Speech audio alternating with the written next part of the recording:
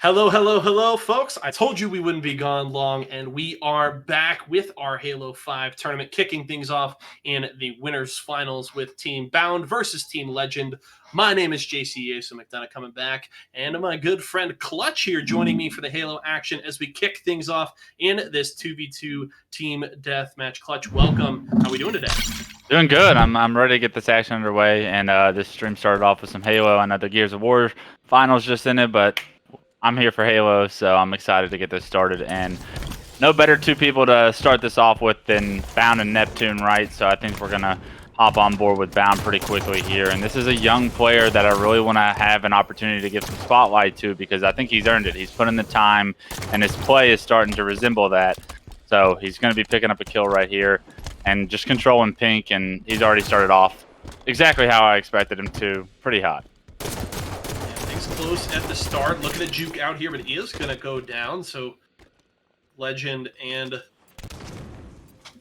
not even going to try to mispronounce that name, but Legend Squad with the lead so far. So Bound and Neptune trying to get things going. Neptune going to go for a bit of a retreat here, and Bound looking to chase down this kill, taking some shots and back away just for a moment. Shots coming from behind him. We'll see if he and Neptune can get the collapse going here. Nades coming through.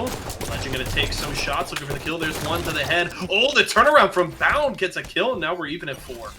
Yeah, and that was a big kill by Bound because I really think that I'm just going to end up calling him Precise for stream's sake. I'm not really sure how to pronounce that gamer tag either, so instead of butchering it like you chose, I'm just going to call him Precise and run with that. That was a big kill for him not to get, though, because Red Team did have the lead starting off right there, and now we see it's a one-kill game in favor of Bound and Neptune, but it wouldn't be so. It's a 2-kill swing if he's able to pick up that kill, but Bound stays alive, picks up a kill, and for that, they've now stayed with the lead. Yeah, we can swap over to Neptune here. They're up 5-4. He's going to take some shots from the center here. Legend looking for a little something. Precise, maybe it's Precision Knight. Probably my best guess here, but shots coming out there and firing across the map is Neptune looking for a little something. His Legend's going to come for the close range push, getting some shots out, but Neptune able to take the kill. Good finish there with the headshots, and now the collapse comes in from Blue, looking to build on this 7-4 lead. Yeah, and Red Team, like, although they're only down 3 right now, they have been playing fairly well to the start of this game, but it looks like Bound and Neptune have got them in a little bit of a spawn trap there, collapsing immediately off the first 2 kills that they get. They rotate so quickly on a map like Truth to where they pick up the next 2 kills, and before you knew, a 5-4 game quickly turned into a 9-4 game. Good job right there by Precision Knight to get a perfect on Bound and kind of slow the momentum that Blue Team was just building. Trying to keep the momentum going here. That's going to be a bit of a retreat from Precision Knight, and the kill finished by Neptune and Legend. Maybe looking for the chase, but Bounds back up for the support, and they're going to look to chase down to this next kill. Legend's in trouble. That's the headshot from Neptune to finish that one off. And the lead grows to 6 right now. 11 kills for the side of Neptune and Bound. Yeah, and I feel like that's how Bound and Neptune have always played Halo 5 whenever I've watched, right? It's like it's always a close game until they get full control and they know exactly what to do with it, and then they're able to run away with it. And now we're looking at a 12-5, 13-5 game, which was once a 5-4 game, and Red Team actually had the lead at 4-3 at one point. And it feels like they just haven't been able to get anything going since because of the map control and the dominance that Bound and Neptune are able to play with so consistently, and it's such a hard momentum breaker to like end up coming up with a plan to try and stop. And as we see that they've kind of got an opportunity here to kill Bound, he gets away with his life, and unfortunately for our Red Team, they're just not able to string a couple kills together in order to get that same momentum. And they finally got their first kill in about, I would say, about 2 minutes at least. Now 14-6, and as you mentioned, as soon as Bound and Neptune got that lead, they just slammed their foot on the gas pedal and kept this pace going, and really just not allowing any room for Legend to breathe right now. That's going to be another melee kill there for Bound. Precision Knight going to get the shields down onto Neptune, but the grenade's going to finish it off there for Neptune. A big game for him right now. 8 kills, 9 for Bound as they're trying to chase Legend down. That's going to be another kill. He and Bound will trade. So it's now the momentary 1v1 here between Precision Knight and Neptune. I mean, I think we have to point out the insane movement that Bound just had right there. I mean, jumping from out of red window to bottom red. Spring jumps back into red window, gets the kill, goes up pink, does a thrust slide up to pink 2 from pink 1, and it's just, you never really saw players with that kind of mobility towards the end of Halo 5. I mean, some players were doing those individually for sure, but like to string that entire loop together just shows me how much practice and how much effort like Bound has put into mastering some of these skill sets, as far as like mastering the map and the geo and learning how to like combine all of these different techniques and jumps to his benefit. And now it's a 21-9 score, and it's not just because he's out shooting everyone, it's because his ability to move around the map is absolutely insane. Just looking clinical right now. Precision Knight going to go down once more, and now just 2 more kills for them to take the first round in this best of 3. Yes, all matches are best of 3 once we've hit this point in the tournament. Double digits now finally for Legend and Precision Knight, but what a tall task here. They cannot die once. Meanwhile, Bound and Neptune are going to probably look just for a 2v1 push. That's going to be the kill for Neptune, and that is round 1 over to the blue side. Yeah, and that game started out fairly close, but Team Bound really ran away with it once they were able to just get complete map control and had the awareness of where the other team was spawning. With the ability to like have the movement mechanics of Halo 5, you're able to traverse the map so quickly that they were able to punish this red team and never look back, right? I think that you take a look at the stats, and it's both Neptune and Bound just like sharing the load as far as like kills, assists go, teamwork. I mean, very similar stats between the two. This is going to go to a game 2, but I'm not sure if it's going to go any further. Looking forward to a best of 3 series and potentially seeing a game 3. I'd have to see a lot more out of Legend and Precision Knight if they want to try and take a game from this dynamic duo of Neptune and Bound. And I think you made a really great point kind of in the middle of that game, right? Neptune and Bound were sitting at around 15 kills, and it was really just talking about how, hey, Legend and Precision, I looked like they had some good control early. They were keeping things close, but they let it get away from them. You mentioned the spawn trap that Neptune and Bound were able to get them in, and then there was no looking back. And it really just feels like Legend needs to not let them get that momentum going, right? Even if you're just trading kill for kill consistently, if you can keep it close and not let them build a bit of that gap, you can keep it within reach. But if you allow them to start to run away with the game, it just becomes such a difficult task because they really just start to force you in such difficult positions consistently. Yeah, I think looking at Neptune and Bound and how individually talented they are, and their teamwork is actually incredible too, with as much experience as they have playing together.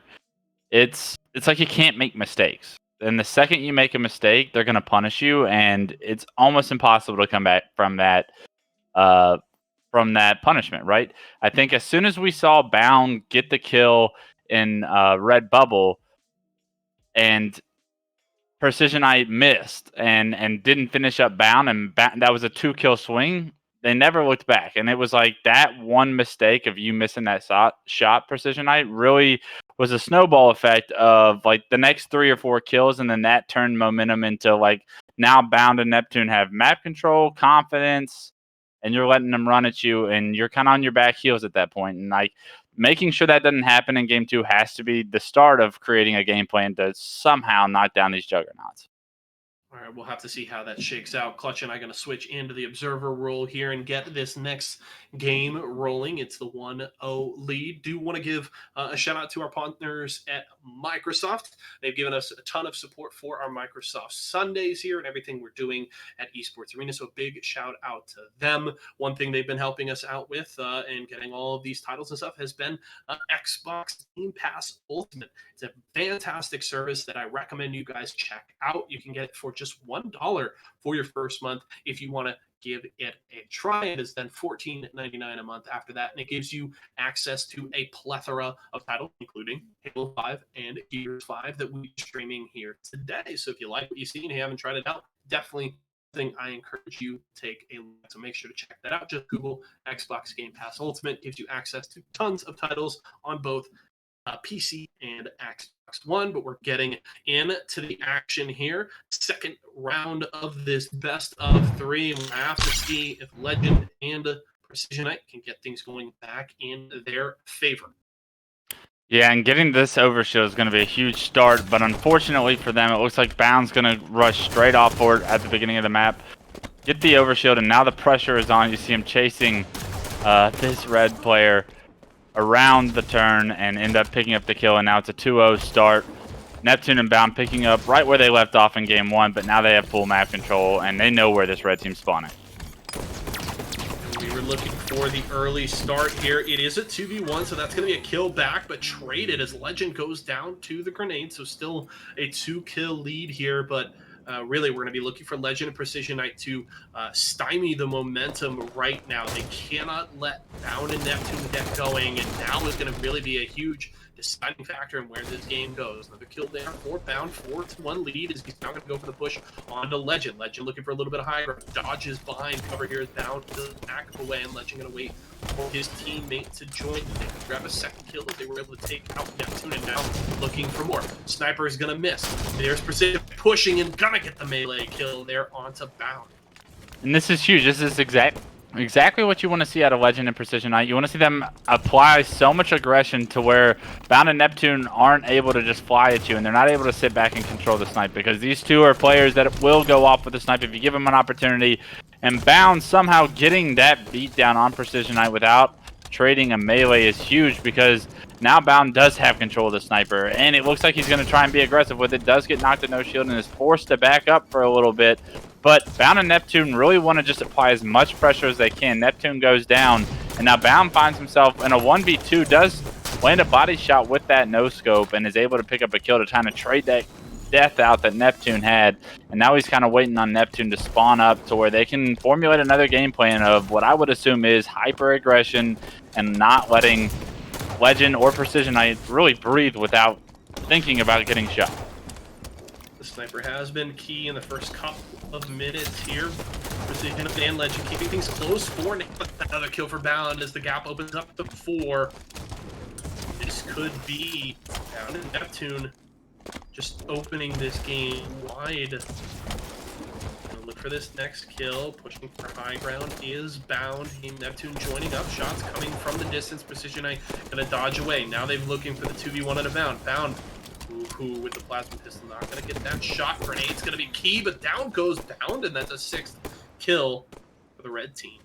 Yeah, that's a big kill by the red team, because the new snipe is coming up right now, and they have to get kind of control of this sniper if they want to come back in this game, because you can't give it to Bound, you can't give it to Neptune. So Legend, Precision Knight getting kills when it really matters, because this new snipe's coming up. Legend does go down, snipe's coming up. We'll see if red team is able to kind of get control. It looks like they ventured off towards yard, and unfortunately the sniper is going to be left to spawn, and now Neptune, if you see in the right corner of your screen, is going to be in control of that snipe, and he's gonna take Legend out with it immediately. And now that's a big blunder on the side of Legend and Precision Knight, kind of favoring to apply some pressure rather than get the power weapon control, because now Neptune's going off.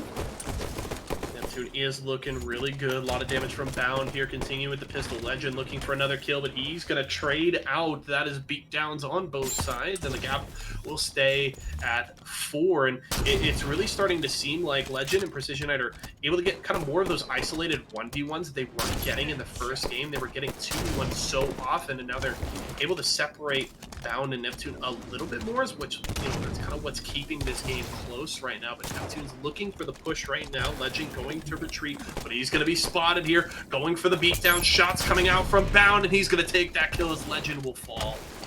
Yeah, and although red team's doing a great job of, or a much better job of trading kills, I'd say, in this game too, it just seems like it's all for naught, right? Because this is a 3rd power-up that goes in the hands of Bound and Neptune. They've had both power weapons, and it's like, eventually this is all going to amount to an insurmountable lead for them, right? 16-10, you can still come back, but you have to stop making these mistakes. You have to start getting control of these power-ups and power weapons. You want to try and come back. 17-10 now as another kill goes in the favor of our blue team, and it looks like there's not a lot of room for error here for our red team if they want to continue their run in winner's bracket. Yeah, so little room for error at this point. It's just 7 more kills will secure the victory for Bound, and Neptune now just 6 more here. Bound and Neptune just running as a 2-man death squad right now. Legend about to respawn. Precision I just trying to buy a little time until his teammate is able to join him. Legend may get boxed in here though. That's 1 kill as he's able to take out Neptune, so that's huge. Buying a little bit of time, but up to 20 kills. He needs to win this 1v1. Shots coming through. Bound's going to take him out, though, and that's 21 kills for the blue side. Legend waiting to respawn. Precisionite just being patient, but he may be spotted out here. High ground there. Oh, and the shot comes out from Bound. Easily finishes off that kill. And now it's just time. Another beat down there, 23 kills, and blue team looking to secure this win. I mean, Bound's movement is absolutely incredible, and you can tell that without a motion sensor, without this radar, that red team's really struggling to figure out where Bound and Neptune are coming from, because without it, and their ability to traverse the map, it's absolutely insane. 25-12 is going to take this series 2-0 Bound and Neptune, but like they are taking full advantage of what Halo 5 looks like with no radar and no motion tracker, because now they're able to traverse the map and their enemies don't even have a clue of where they're coming from. And with the jumps, with spring jumping and thrusting and sliding, like these guys can get up to places so quickly and be in a completely different area than they just were 3 seconds ago that your callouts are almost like irrelevant at that point.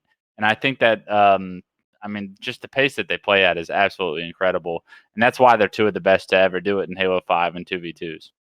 Well, credit to Legend and Precisionite. That second game was a lot closer. They kept it tight up to about 15 kills, and they kept battling it out. But as you mentioned, the continued movement, the coordination, and the communication from Bound and Neptune wins out. They get a solid 25-12 win to take the 2-0 in that best of 3, and they move on to grands. Now we have double elimination here, so that means that Legend and Precisionite are by no means done. And credit to them, they got all the way to winners finals to start things off before getting knocked down to the lower bracket. So I would expect great things for them in the lower bracket. So we will see more from them later in the broadcast. So definitely keep an eye on that. We've got more Halo 5 action coming for you folks, but we're going to head to a short break. But don't go anywhere. When we return, we'll have some losers bracket action for you in our Halo 5 tournament.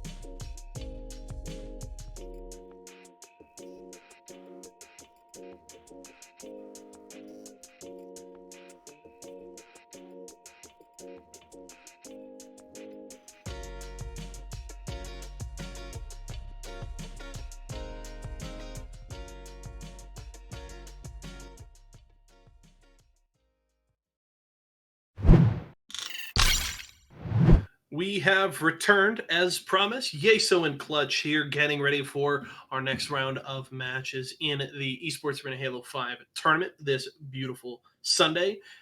Happy day, everybody. Hope you're doing good. Clutch and I here ready to go as we get into this next match. We saw some just extremely high level play from Bound and Neptune in winners finals. And now we get to follow a handful of teams as they try to chase down Legend and Precision Knight up in the losers bracket finals. But we got Bucktender, Malice here versus Jovian and Scariotic. Yeah, not the closest game in the winners finals that you really want to see, but I kind of expected it when you see names like Neptune and Bound, right?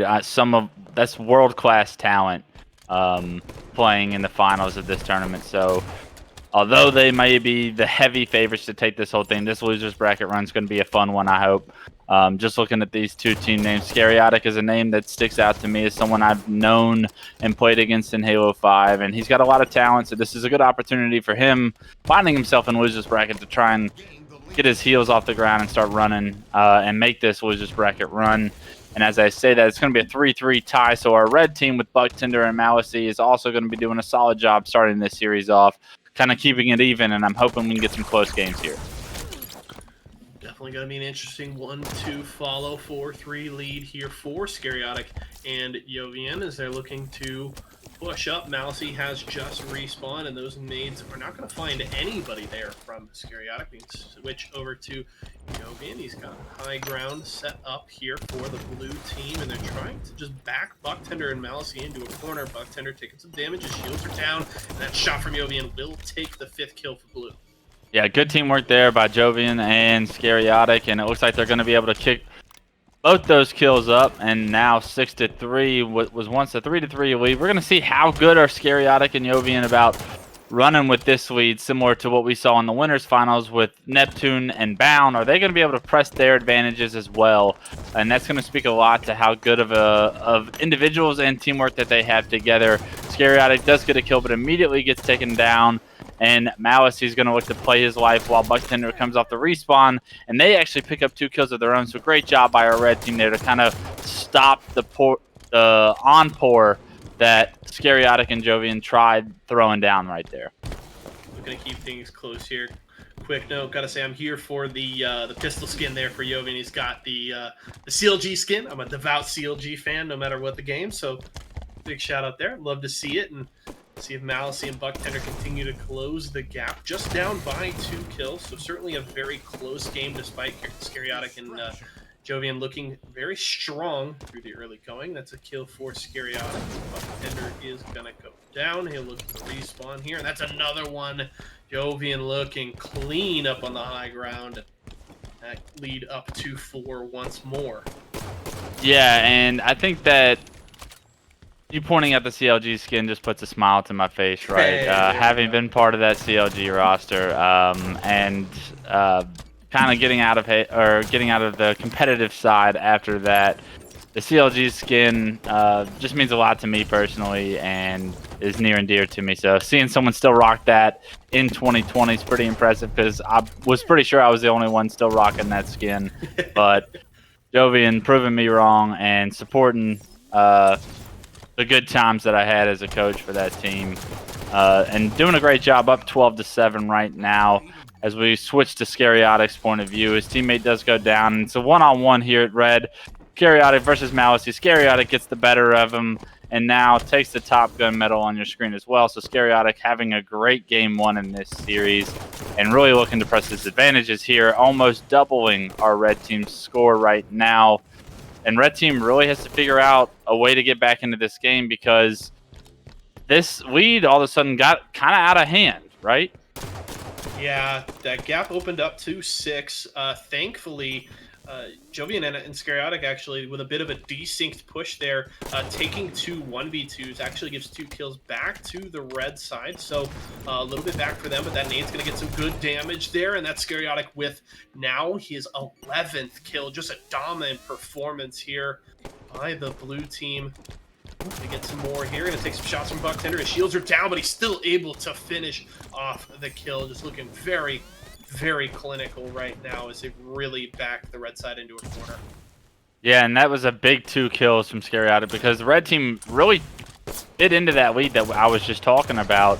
And as soon as that happened, I was like, this is going to be their opportunity to now kind of get momentum in their favor. Scary picks up 2 kills, and because of that, him and Jovian are able to turn those 2 kills into 4 kills. Now they built that lead right back up 17-9, and they're going to be looking to swarm onto the red team spawns right here at red. And Scary does throw kind of a bad plasma nade, but goes for the ninja on Malasey right there. And he was kind of toying around, shooting that grenade as it's on the ground, knowing that he had messed up. And mid-troll, Ninja's a guy. I think Scariotic's confidence just shows through that play alone, right? Yeah, he's feeling pretty good right now. Able to get the clean beat down and keep that gap going. 19 kills right now for the blue side, and 13 of those credit to Scariotic. Continues to look very, very strong in the first game of this best of 3. Gonna swap over here to Bucktender. He's in a 1v1, but he's gonna go down. These just isolated 1v1s, they can't even win those, so it really needs to be Malasey and Bucktender working together, trying to isolate either Scariotic or Jovian, get that kill, and then push for the second one. But that's going to be Malasey going down once more. Bucktender in full retreat, taking a lot of damage, and he's going to die as well. And this may be it right here. Just 3 more kills for the red team to finish, or the blue team, excuse me, to finish off this first game. It's looking very, very impressive. Yeah, we just saw several one-on-ones go in the favor of our blue team, right? And I think that just speaks to a lot of what we've seen so far in Game 1, and I expect it to kind of trickle in through the rest of the series. You got to do something to break our blue team's confidence if you're a red team trying to get back into this series, right? Because this game's pretty much all over. 24-13, you'd have to play perfect Halo for the next 5.5 minutes in order to try and come back. And unfortunately, I'm not even sure the best of the best from Tox were capable of coming back in a game like this, right?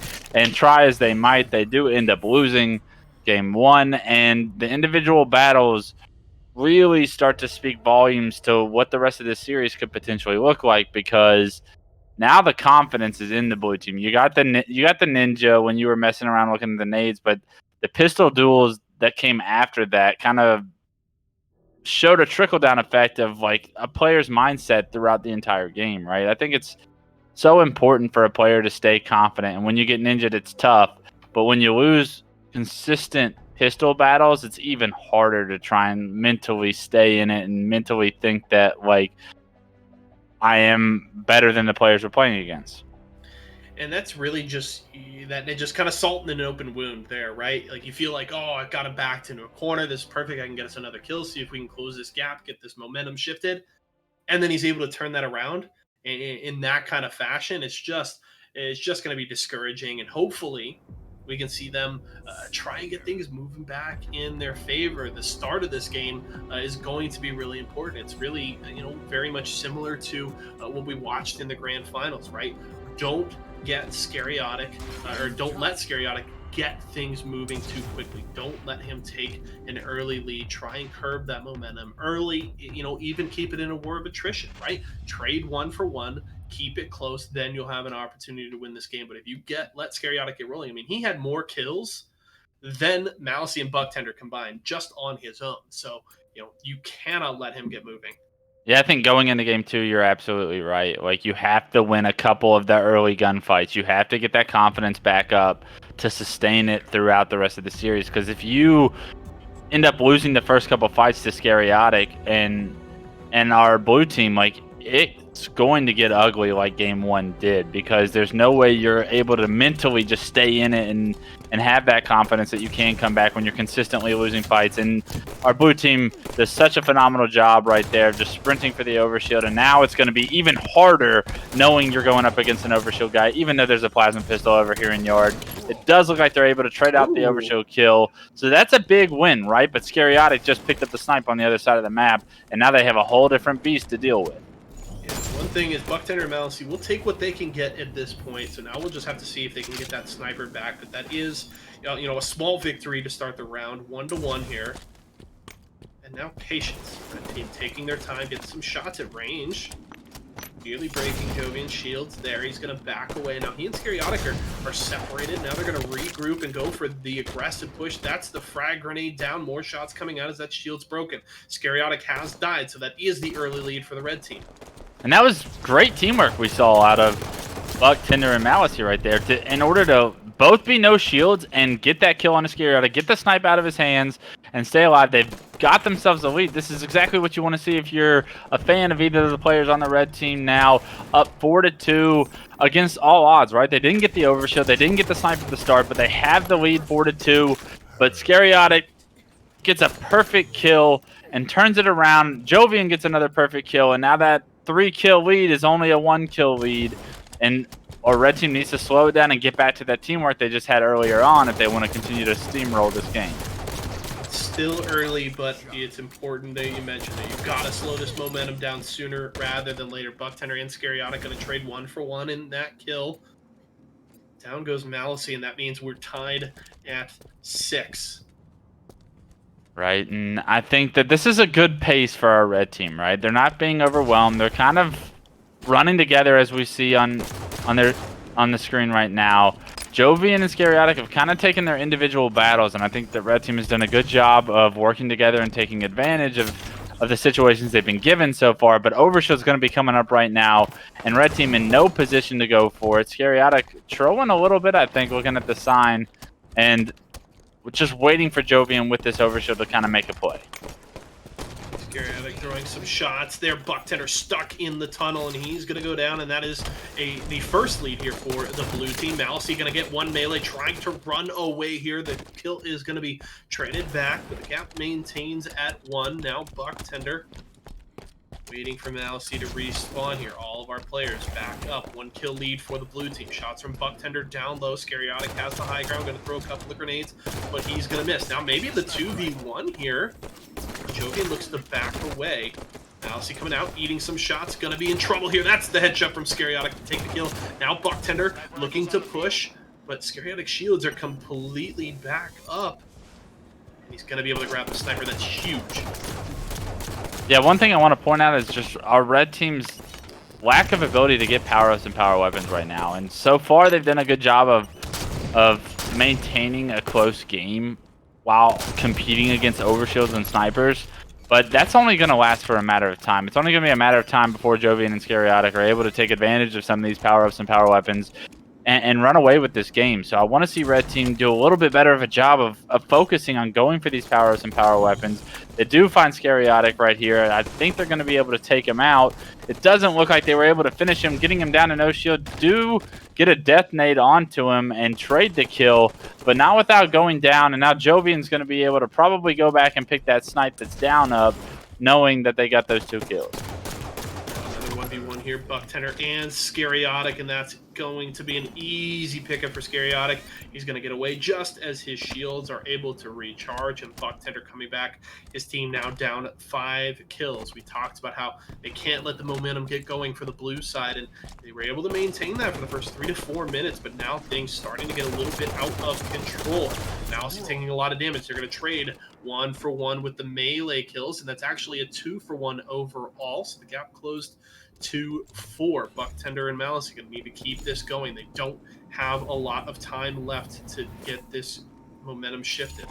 Yeah, the overshield got burned, which is a phenomenal job by our red team, right? Because if you're not going to get the overshield, at least you're not competing against an overshield guy. And they did have snipe for just a brief opportunity there. He does get taken out by Scariotic, and now Malice able to clean that kill up, keeping this a 4-kill game. This is a much closer game than game 1, but how long can they keep it close without any overshields and snipes? That's the question. Trading kills back and forth. Scariotic landing a nice no-scope onto the body of Malice, finishing him up, picking up 2 kills, extending the lead to 5, and this is the kill mark where we got to see red team pick it up right now in order and stop trading kills, because if you continue to trade kills, it's just going to be a matter of time for blue team to run away with it. Coming down to the wire here, 6-kill lead as Jovian and Scariotic regroup. Bucktender and Malice back up here, and Scariotic maybe looking for a little something, looking for the flank. He's going to get in behind Malice right now. Be Big Trouble is going to back away. First shot's gone to land. Big Trouble, he's pushing and he gets the support from Jovian, and down he goes. Up to 21 kills now, a 9-kill lead, or an 8-kill lead, excuse me, and blue team looking just clinical, looking to close out. Yeah, and blue team really looking like they focus up in the middle of these games, right? They've kept the game close for so long, it felt like our red team did, but eventually blue team was going to get enough control to where they were running away with it, and 22-13, Scariatic picks up the new snipe. Overshield's going to be coming up, and it looks like our red team is not going to be in any position to kind of pick this up. And with that, it's going to be any hope that they have to continue their way on to this tournament. Scariatic finds a player on red, not even aware that he's there, kind of trolls before he picks it up for the killing spree, and that's game over. 2-0. Scariatic and Jovian putting on a good performance, but I wanted to see more out of our red team. Perhaps we'll see that in the next coming weeks with them returning into the bracket with a little bit more strategy, hopefully around power-ups and power weapon control. Yeah, once again, a better second game from the red team. Malicy and Bucktender really kept things under control for about the first 5 minutes there, but really just felt like you couldn't keep Jovian and Scariatic down for too long. And I think you made a really good point that the lack of control of the power weapons and the overshield was going to bite them eventually. They were able to survive it in the early part of this second round, but it wasn't enough. Eventually, Scariatic and Jovian were going to get that momentum going and continue to control those weapons, and it ends up with a big win for those two. So they'll move on while Malicy and Bucktender are done for the day. Yeah, I think you see that a lot in competitive Halo, like especially in 4v4s. But I think it's even more magnified in 2v2s after like briefly casting a few 2v2s so far. Like power up and power weapon control in 4v4s. Like typically, if you're watching Splice and Tox go at it, whichever team gets the power ups and power weapons and is able to turn those into momentum kills, they typically are the ones that are winning the game, right? Or the series. In 2v2s, like that is almost getting magnified with one. If it's a 2v2 and one of the players has an overshield, that overshield is so much like the percentage of shields on the opponents that you're playing is now so much higher, and like the kill potential of someone with rockets or snipe in a 2v2, like their team's kill percentage, like their damage output is so much higher than yours that if they're hitting their shots, you're kind of out of luck.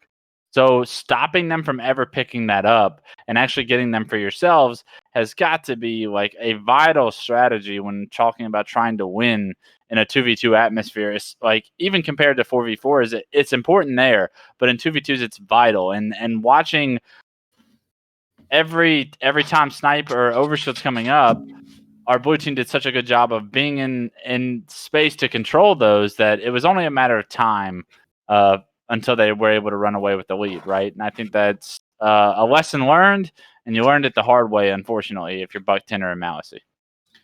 Control, power. Yeah, write that down. Weapons, win games. Okay, that sounds good to me. Yeah, it's an easy equation. That is the end of Losers Round 5 there, folks. We're going to get ready for the next round here, but bear with us. We're just going to head to a quick break as we get things swapped over, get into the lobby, and get things ready to go. Thank you so much for hanging out, guys. Consider following and subscribing to us here on Twitch. Check us out on Twitter at Esports Arena, and Instagram, the same thing, facebook.com/Esports Arena USA. And we'll be right back in just a few with more Halo 5 action.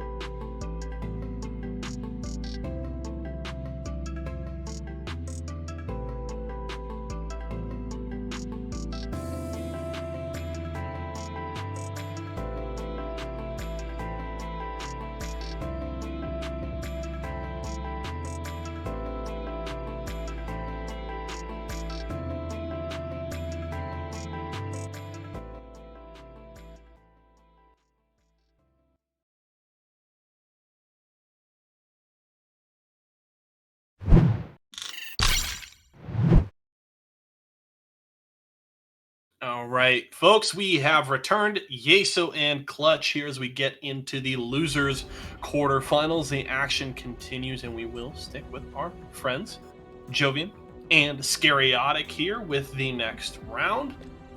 Up against Outvade and the Gold Star, duking it out to try and get into those losers semi-finals. These two teams duking it out, some early nades. That's some pressure. Jovian goes down in the early lead over to the red team. Yeah, and much more familiar names as we get further along in this bracket. Gold Star BR has a lot of individual skill, and Outvade already off to a good start, up 2-0 against a team we just saw kind of wipe the floor with the last team they played. Scariotic and Jovian are going to have to completely kind of change their mindset if they want to continue this bracket run, because they're up against a lot stronger of competition right now, 3-1, and Gold Star BR and Outvade look like they have a lot of pressure so far on map 1. Bit of a role reversal here early on. It's just a 3-1 lead, and that is a kill to Scariotic, but traded back there as Jovian goes down, but the sniper rifle picked up by Scariotic here, so the power weapon control continues for the blue team. We'll have to see if Scariotic can get a kill here as Jovian just respawn. Here comes the pressure from the red side. Scariotic gonna have to back away and buy some time looking for the shot. Gonna miss with the no scope there, and Outvade and Gold Star will back away. Ooh, just landed a nice. Ooh, landed the shot onto the player behind, I'm assuming, because he did get a hit marker, but no damage really done with that sniper, and Scariotic having a harder time in this next series, right? Because it's 6-2, and Gold Star BR now has the snipe. This is something that Jovian and Scariotic didn't really have to deal with last series, was what do we do against the enemy sniper? We're going to see how much damage Gold Star BR can do right here, and I'm very interested to see how Jovian and Scariotic are now going to be able to play at the same pace now that they no longer have the confidence against the players they were playing last series. Damage coming out from Scariotic, but Gold Star able to recharge his shields. Outvade looking to do the same. Here comes the aggressive push from the blue side. Gold Star trying to dodge away. He's going to go down, and Jovian takes out Outvade. That's a big 2-kill push for the blue side. Yeah, great response by Jovian and Scariotic right there, right? That was going to be a great opportunity for Outvade and Gold Star BR to kind of extend their lead and run away with this game 1, but a good 2 kills from our blue team will balance this lead back towards a closer game, and now it only being 5-6, and Scariotic has control of the sniper. Jovian has control of the overshield, right back to where we know these two to be from last series, in control of the power-ups and power weapons, and maybe the lead change here in just a few kills. And the interesting switch up here from Gold Star BR and Outvade is actually they don't get control of the overshield, and they're just choosing to try and wait it out. They're throwing out some nades. The overshield is gone there from Jovian. So they're going to just wait it out and then look to play without the advantage of that overshield. That's going to be a kill for Gold Star BR, and they will maintain a 2-kill lead. Now Jovian coming back to respawn. Scariotic's in trouble. He's going to get the stick and takes the kill, and it's a trade 1-for-1 between Outvade and Scariotic. Long shot. Hit markers do land from Gold Star BR. Looking great with the sniper, and he's going to finish off that kill on Jovian. Yeah, that was a great shot by Gold Star BR right there, and a little bit of a sloppy battle between Scariotic and Outvade ends up in a trade, so neither team really punished or rewarded for the sloppy fight. But Gold Star BR able to pick up that headshot with the snipe, does go down right there, and back and forth these two teams go. This is going to be a much closer series, I'm sensing already, with all 4 players really playing with a lot of confidence, right? I think 10-8 score. We've seen a lot of challenges, a lot of individual plays being made so far on both sides, and now it just being 11-8.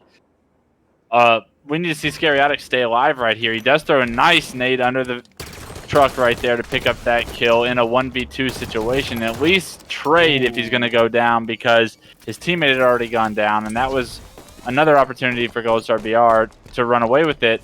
You see Jovian flying for the overshield, unable to get it, and Gold Star BR picking up the overshield and the kill, and this is red team's taking control of the map right now, and we'll see how far they can run with it. 2 kills go in their favor, and they're looking to onslaught Jovian right there. That's a 3rd kill, and what will this overshield turn into? Because up 4 right now, if they continue this momentum and this pace, it's going to be really difficult for Scariotic to do anything about it right now, right? Because, like I said, it's magnified how important these overshields and these snipers can be when used correctly in a 2v2. Man, through those first 20 kills, it was kind of small swings of momentum going back and forth between these two teams, and now all of a sudden grabbing that overshield and denying the sniper from Scariotic has totally shifted this game in favor of Gold Star BR. And Outfade, they've suddenly opened up a 6-kill lead and are looking very much in control of this game, as Scariotic kind of playing on the back foot right now, looking for the juke and the plasma pistol, but he's going to get taken out by Outfade. Yeah, and off screen, a perfect kill from Gold Star BR right there. And now it's an 8-kill lead, and you really see our red team running away with what was once a 2-kill game when Overshield first spawned, is now a 9-kill game that's led into sniper control and complete map control. And they continuously are just getting 1 kill at a time and then collapsing on the second player. And this kind of like speed and momentum that they're playing with right now is overwhelming to our blue team, and it's resulting in the 21-10 score, which is a 2-kill game when Overshield came up 2 minutes ago. And unfortunate for them, this game looks like it's pretty much over because Outfade and Gold Star BR were just given that little opportunity to run away. Yeah, the good thing here, and this game should be over. I mean, you talked about it earlier, even like the top pros, you know, it's going to be difficult to close a 13-kill gap when you only have 1 to give before going down. And they may have Jovian and Scariotic boxed in here. Sniper picked up by Gold Star BR, and Outfade feeling confident to push forward. Nobody has Overshield, and Jovian gonna miss the ledge there. Getting pushed on. Gold Star BR finishes off the kill with the sniper. Just looking for the last one here. Gold Star BR has grabbed the Overshield as well. Outfade getting shot from behind, but can get away from trouble. Meanwhile, Jovian gonna go down. Scariotic with the final death there. And I think you look at the first few minutes of that game, and there's a lot of good things that Jovian and Scariotic can build on. It didn't quite start in the favor for the first few kills, but they battled back and kept things close for a significant amount of time. So there's things they can build on, but they cannot let that game just get so far away from them in the middle. Yeah, I just want to say how talented I think that this Gold Star BR player is, and I know that his name is kind of like cheesy, and it seems like he like seeing a name like the Gold Star BR is like not very threatening if you're playing against it. But the more and more I see him play, it's a name I recognize for multiple years of Halo 5 as an amateur player coming on like the upcome and continuously improving and getting a little bit of spotlight in free-for-alls, or I can't particularly say I remember him playing in 4v4s, but I've seen him in free-for-alls plenty of times to understand that I know that this player has individual skill. And now seeing it in 2v2s, and he's far along enough in our bracket to where he's playing against familiar names as well, and he's performing with a killing frenzy at the end in that game, just speaks volumes to how he is improving as an individual player in team games and free-for-alls, and eventually we're going to see it in 4v4s, I think. And he's continuing to grind, and I think it's starting to really pay off, and it's just how much limelight can we get Gold Star BR to where he's given an opportunity in the 4v4 setting to really go off, because never has he disappointed since I've seen his name come up in free-for-alls, like I said, or so far in a 2v2 performance. It looks like he's been able to connect those dots pretty well. And I gotta say, personally, it's just kind of making, I'm almost starting to kind of drool here at the possibility of an Outfade and Gold Star matchup against Bound and Neptune. Imagine that grand final. Sounds absolutely phenomenal. So I'm getting really excited. This play has been super clean. You're looking to get the control here early. That's the 1v1, but Jovian's actually going to win it. He gets the beat down, and that means 3-3 here to start off. So Jovian and Scariotic not going to let Outfade and Gold Star BR pull out to too big of an early lead. Yeah, I'm not going to say he's as good as Neptune and Bound are, but I'm going to say, like, I'd be very interested to see him play against them and see how he does, because that's like a bar that I set pretty high, and if he performs well against them, then it'll really speak volumes to how he plays as an individual. But I want to see a lot of out of our blue team this game in order to kind of get to a game 3 that we haven't seen yet, and Jovian is sticking to that plan, picking up that big melee kill that he got top middle, and then a huge nade kill when he's no shield right there to tie the game up. 5-5. Jovian really stepping it up here early in game 2 to kind of get this to a game 3 and make this a real series. Yeah, things definitely looking good. 4 kills there for Jovian, so he has been the standout for the blue side so far. He's backing away, a lot of pressure, able to trade 1 for 1 there as Outfade takes him down, and now Scariatic trying to chase down Outfade and maybe finish off this kill, but Outfade's shields will come back up, gives him a little bit of breathing room. Still knotted at 6-6 so far, and blue side has controlled the high ground for now. Scariatic going to throw some shots down at Outfade, able to finish off the kill. Now will give them at least a temporary lead until the kill is traded back. Gold Star BR takes down Jovian. And I love the pace of this game so far. Both teams starting off similar to what we saw in game 1 before that overshield really decided the rest of the game. It's going to be interesting to see how these teams can go back and forth, and is there going to be a game-changing moment that we recognize here in this game too that's going to shift momentum in either team's favor, right? I think that if you're Scariatic and you're Jovian, you have to play with confidence and you have to play with the mindset that I have to make the game-deciding play in order to get this to a game 3, because it's very easy for players that don't have a ton of tournament experience to kind of like fold when down 0-1 and the moment is it gets too big for you, right? So I think it's important for them to stay level-headed and continue to play your game, and looks like Scariatic is doing a good job of that, picking up that kill right there, making it 97, and he's got aggression on his mind as we see him fly immediately over to blue and try and take this one-on-one. Does get the player to no shield, but he stays alive.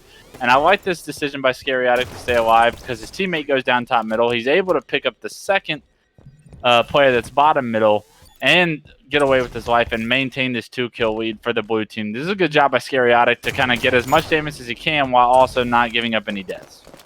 And this is the turning point we've been waiting for. This early game has gone very similar to the first round of this best of 3, and then this is where it got out of control. Both teams got to around 10 kills, and then Gold Star BR and Outfade pulled away significantly. So Jovian and Scariatic going to need to keep this kind of play going, keep it close, or even be able to pull out a lead right now. But it's a lot of damage on a Scariatic. He's going to be able to get the stick, and yes, he trades 1 for 1 there, so huge. Tied at 11. Meanwhile, Jovian and Gold Star BR just trying to keep each other at arm's length right now and wait for their teammates to respawn.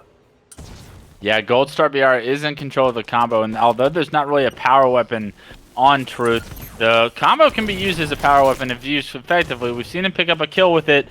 Does end up getting knocked to no shield by that nade, and somehow that second grenade doesn't take him out. He stays alive, and both players on the blue team end up going down there. And now it's a 2-kill lead for a red team. This is a very dangerous moment for Scariatic and Jovian. He's going to end up getting the huge nade kill onto Outfade in order to kind of stop the momentum. Gets around the corner with his life as well. And now that was a great job by Jovian to kind of answer the ring of the bell right there, because that could have been where we all saw it go wrong like we did in game 1 if red team was able to get a little bit of map control and get a few spawn kills going. Good kill there from Gold Star BR. Does give them the lead, and here is the red side starting to pull away a little bit. 3-kill lead, and Gold Star BR going to look to keep the momentum going with his partner. 8 kills for him, 7 for Outfade to this point. 6 apiece for the side of the blue team. High ground held by Jovian and Scariatic. Gold Star BR being patient. He's got the plasma pistol. His teammate's going to go down. Can he trade back, or does he wait? He's going to take some damage there. Scariatic's on him. This could be big trouble. Looking for the shots. He's going to go down, and that's the gap closed once more. Just a 1-kill lead for the red side. Yeah, great job by blue team to kind of dissect where red team was and get each individual kill separately. They got the first kill, and then they worked together to end up finishing off Gold Star BR there. And because of it, it's a one-kill game. That was good teamwork we saw out of the blue team. They need to continue that if they want to try and take this game too. It does look like they're playing on the same side of the map, and right now the red team's a little bit overextended. Outfade does go down, and unfortunately for Outfade, Gold Star BR was still at blue, and he was in no position to finish up on any of the damage that he had done to the player pink side of red right there. And now he's going to have Gold Star BR needs to back up, play his life, wait for his teammate to spawn, and then figure out how they're going to work together in order to get these kills, because being able to capitalize on each other's damage is one of the most important parts of using teamwork in 2v2. And if you're not on the same side of the map, it's going to be extremely difficult. Right there, we saw them kind of dissect both players at that base, and that was a much better job of using teamwork. And because of it, they were able to get the 2 kills back and extend this lead to 2. And that's really the sign of teamwork, is when you're able to put together those good, 2-0 wins in a 2v2 push. That means you're coordinating your shots, you're pushing together, and that's Gold Star BR grabbing another kill on Jovian. Scariotic able to trade back to keep the gap at 2. He's firing shots at a distance at Outfade, whose shields are down. He's going to be able to buy enough time here. Now Scariotic, again, going for this 1v1 as Outfade drops down to the low ground, throws out some nades. Buy a little bit of time as Jovian went down. 19 kills here for the red side. Scariotic going for the aggressive push, but he's going to get punished as Outfade finishes that one off, and they hit the 20 mark. Yeah, and unfortunately for Scariotic, like, he wants to capitalize on his positioning right there, but because his teammate goes down, that's not a real option, and he ends up trying to take that option and run with it, but he's never going to get a kill in that situation because he's going to get 2v1 because he knows that both players for the red team are car side of the map right there, and that they're going to both be focused on him knowing that his teammate is dead. And unfortunately, he's not able to finish up the first kill. It does go down, and that's another 0-2 swing that the red team has gotten, and because of it, it's a 4-kill lead. And I think that that's such an important thing. Like, if your teammate goes down in a 2v2, you have to play your life and you have to stay alive, because that's the opportunity that the other team is looking for. They're looking for the 2v1s in that sense, and because of it, we now have a 6-kill lead, and this is just a great job by our red team to understand kind of the situations that they've been put in, and as soon as they get the first kill, they collapse onto the second one. And this has just been a huge stall from the blue side. That's going to be the win. Outfade able to finish it off, a 25-17 win, and that probably the closest game we've actually gotten to watch so far today. They really kept it going, kept things tight within 2 to 3 kills, all the way up to about that 17 kill mark, and then it just stalled. Scariotic and Jovian, became desynced a little bit. Outfade and Gold Star just winning in the 1v1s and able to finish it off, and definitely a big team effort from them. 13 and 12 kills respectively, able to take the win, and they will move on. They will play the winner of Guardian and Yachty T in the losers semi-final. So a great match from them as they get to continue. Yeah, I haven't seen much out of Outfade before this, and for him to be on par with Gold Star BR in this 2v2s says a lot about him as a player, right? Because I put Gold Star BR as like a very good amateur with a lot of potential, and I think that if Outfade can also play at that level, then this team can have a lot of success. And I think that they've found themselves all the way to losers round 7 at this point, having won this series. That this is a great opportunity for them to kind of make it to the finals and play against Bound and Neptune and show them what they have as players. And I think that if you have any success against Bound and Neptune, then like you have a lot of potential to make a name for yourself, right? So I think that this is a great showing out of them, but they do need to win this next series in order to get to the finals, and I think that that's where their minds need to be at. So looking forward to seeing them move on in the bracket and playing against a little bit tougher of opponents and seeing, are they able to play at the same pace? Are they able to play with the same individual dominance and go from there, right? Definitely still some questions to be answered. Important, as you mentioned, you can't look past the opponent that's in front of you. Nothing matters about grand finals if you can't even get there in the first place, and they do need to win 2 more best of 3s to have a shot at Bound. And there will be, we'll talk about it more if they do get there, but there will be a great litmus test in losers finals going up against Legends. So we'll see how things shake out. But considering Guardian and the Oddity aren't quite done yet, we're going to head to a short break. But when we return, we've got our losers bracket semifinals, and we'll get to see more of Outfade and Gold Star BR. So don't go anywhere. We'll be back in a few.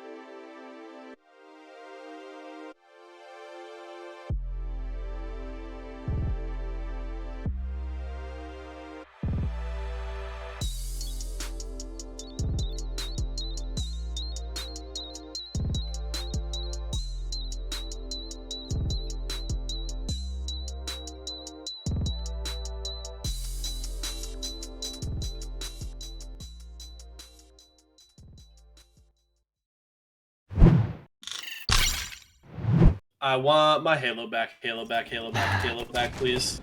We're back. Yeso and Clutch here as, oh, we've already got a tie. Okay. We're going to have to restart this one, but we're getting back into the action. We've got losers semifinals here between Guardian and Johan MC, or Mick.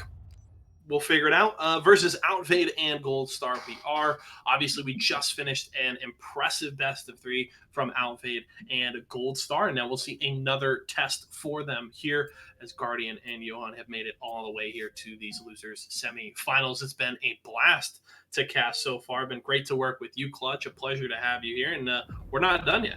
Yeah, happy to be here and looking forward to seeing as this tournament develops, just more and more individually skilled players just going at it, right? And hopefully with that, closer games. But I mean, the level of Halo 5 that we're seeing in these games is really high, especially compared to like a lot of the unknown players that we're seeing play. And I think that that's just a testament to like hard work and dedication that a lot of these players are putting into Halo 5, even though the ACS hasn't been on the circuit for a year now with Halo 5. It's like these players are still continuing to grow and the meta is still continuing to shift and new things are still being done. Like when we saw Bound just manipulating the map and maneuvering around it like at will in the winners finals, that was some stuff that I hadn't seen in Halo 5 in the 2019 World Championship, right? And I think that it's just always impressive to see metas continuing to grow and new things continue to be learned, even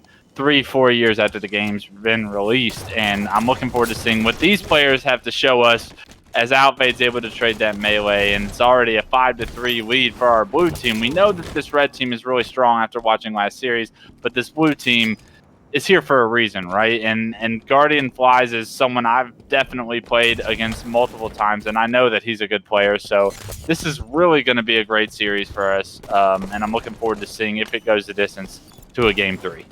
Definitely going to be a good one and a close one so far. And I think that's a great point you make. And it's really a great test of talented amateur and professional players in a devout community when you get meta growth, even despite a game being older, despite, no balance changes coming out. You see it with games like Melee and stuff where the meta can continue to shift all these years after the game is out. And I think it really just shows that you've got a passionate fan base and very talented and creative players behind this communities as these games continue to grow and change. So 5-4 lead for the blue side here. Guardian with a great double nade stack to start off the game to get a couple of early kills, but Outvade and Gold Star have settled in and pulled it back as it's now 5-5, and they've got the 2v1 here.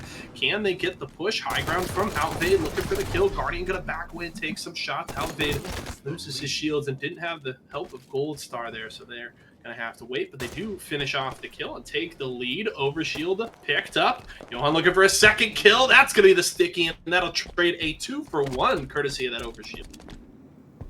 Yeah, and I mean, it's a 7-7 game right now, and overshields and snipers have gone in the hands of both teams, and both teams have kind of answered the ring of the bell to each of the power weapons being controlled. And a great shot by Gold Star BR right there off screen onto Guardian Flies. Unfortunately for him, it was on his screen as he's getting headshotted, and that's going to be the one kill difference maker so far in this game. New snipe is coming up, and both teams look like they're going to be starting to compete for it. Yeah, Gold Star BR trying to catch Guardian there and able to help secure that kill. Is now Johan in full retreat, gonna take the melee, but actually able to finish the kill. It's still traded back as Outvade's able to finish that one off. Looking a little scary there as Johan kind of got caught with his back turn, and now it's a 10-8 lead for the red team. That's gonna be the new sniper you mentioned, picked up by Gold Star BR. So the power weapon's controlled here by red. Can they do something with it? That shot on a Guardian, so clean, he's gonna go down, but immediately traded back by Johan. Yeah, unbelievable shot right there by Gold Star BR, but an even better job by Jovian to finish off Guardian Flies' damage onto Gold Star and make sure that he's not able to turn that into multiple kills with that snipe. So right now, no one on the map in control of the snipe, and that's all because Blue Team did a great job of, even though Gold Star BR lands this awesome no-scope, right? He gets taken down immediately, and the damage has been reduced, and it's an 11-11 game. We're all tied up, and actually Johan himself finds himself with the sniper. And that's a testament to, even if you're hitting great shots, it's teamwork that really prevails in 2v2s.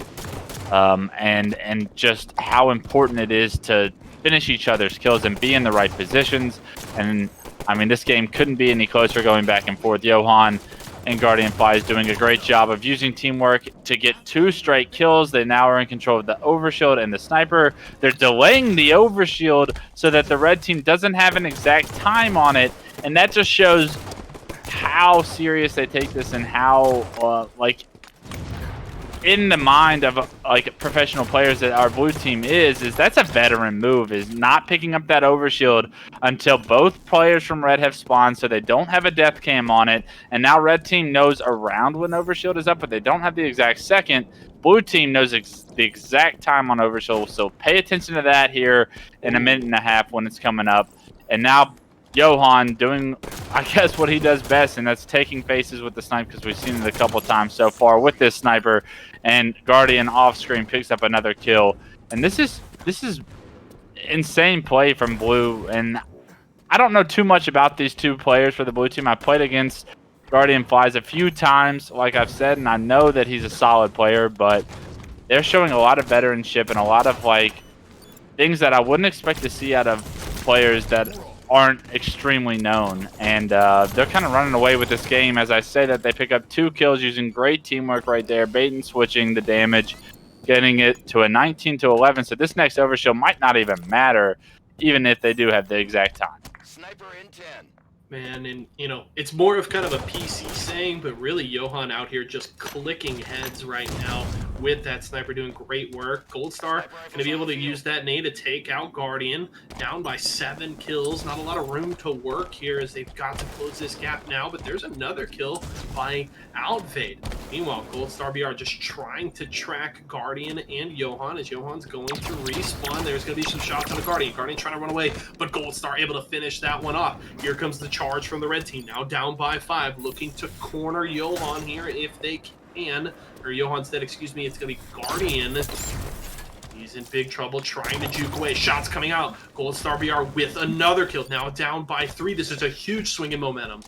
Yeah, 5 unanswered kills right now for Goldstar and Outvade, and they were able to string those kills into the overshield, so that exact time not mattering this time around for the overshield. And now they have snipe, they have overshield, they're down 3. There's not a lot of room for mistakes to be made. Playing to 25 right here, and it's going to come down to these next few kills. It's going to be able to kind of dictate map control. We see a nade kill come onto Johan, and Goldstar and Outvade have answered the kills that Johan and Guardian put together, and now they're getting that momentum in their own favor, and it's only a 1-kill game.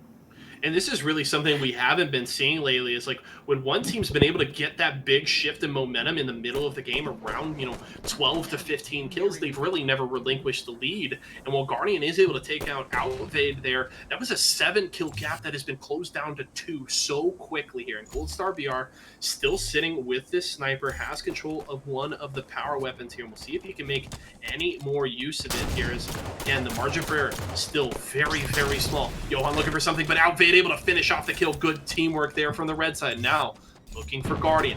Guardian gonna peek out for some shots, takes out Goldstar, but here comes the push from behind by Outvade.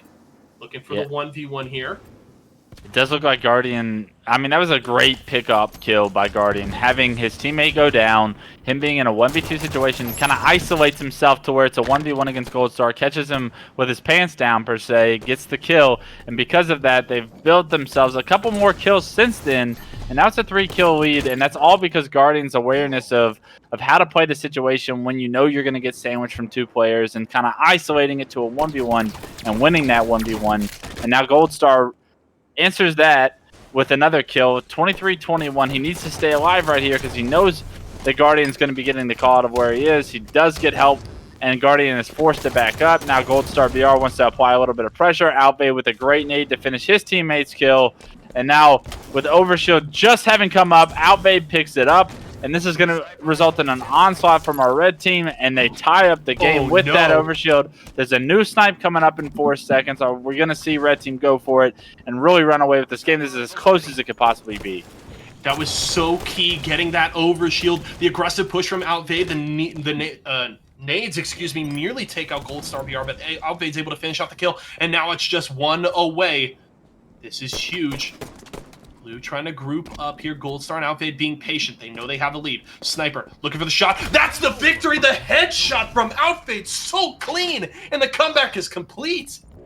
Yeah, off screen, the headshot from Outvade with the new sniper, and that really came down to the overshield and the snipe at the end of the game when it was tied, which team was in control, and try as they might to get a different time, Johan and Guardian eventually Outvade and Gold Star BR got the overshield, knew the exact time, and were able to get the last two with the last sniper and pull off a phenomenal comeback, because at one point that game was 19-11 in favor of Guardian and Johan. And unfortunately, they weren't able to close it out, and they left just enough of the door open for Outvade and Gold Star to kick it open and run away with game one. And that was by far the best game that we've seen today, and I expect the series to continue at that pace. Clearly the best game, and I think it's funny that you say, they left just enough of the door open. There was about a half-inch crack there. They had about a 7-kill lead. They were at about 17, 18 kills, and there was just such a small crack, but it was that huge 6-kill swing, courtesy of Gold Star and Outvade, to just turn that game on its head. We're into round 2 of this best of 3, and Outvade's going for the push here. Guardian's all the way down, and he's just able to juke the shots and get the melee kill on Johan. Yeah, and that's a big overshield pickup. He wins his one-on-one, goes for the overshield, knowing that the blue team wouldn't be able to finish him off before entering that overshield into his body, picking up that overshield, turns it into another kill. And now this is going to result in a lot of pressure from our red team. It doesn't look like he spotted the player bottom blue and ends up getting assassinated right there. That was full overshield going to waste. Outvade, you got to play a little bit safer, because they really had an opportunity to get a few kills stringed in their favor right there, and a huge play by blue team to get an assassination onto the overshield player and minimize the damage that they were able to do with that power-up. Yeah, able to slow things down a little bit here. Still a 2-kill lead, and Guardian in trouble. He's going to go down to Outvade. Good kill there in the 1v1. Now they're going to look for the push onto Johan. He's trying to kind of back away, strafe out of trouble as the nades are going to come out, but they will miss. Guardian is back up, so it's the full 2v2 now. They're looking for the push on Guardian. The flank may be set up here, but Guardian going to be able to get down to the low ground. He's going to be spotted. No shots from Outvade yet, as Gold Star BR is down. He's biding his time, but he may get collapsed on. Johan with some good shots. Shield still up, and Outvade takes the kill. Yeah, big kill by Outvade, because he was getting sandwiched from both sides, and does another great job of just isolating it into a 1v1 instead of a 1v2. And picks up a kill, gets away with his life, actually. So those kills make and break the difference in a 2v2. Is if you're able to pick up a kill in a 1v2, that builds so much momentum and relieves so much pressure on the map that the other team is trying to enforce on you. And although it might not result in more than just one kill on the scoreboard, it really does make a difference when you talk about pace and you talk about just pressure that a team is going to have on you at all times. And unfortunately, it hasn't resulted in too much, because our red team just picked up a brand new overshield after picking up both kills. And now Gold Star BR and Outvade have overshield, map control, and this is going to be an opportunity for them to really run away with this game too.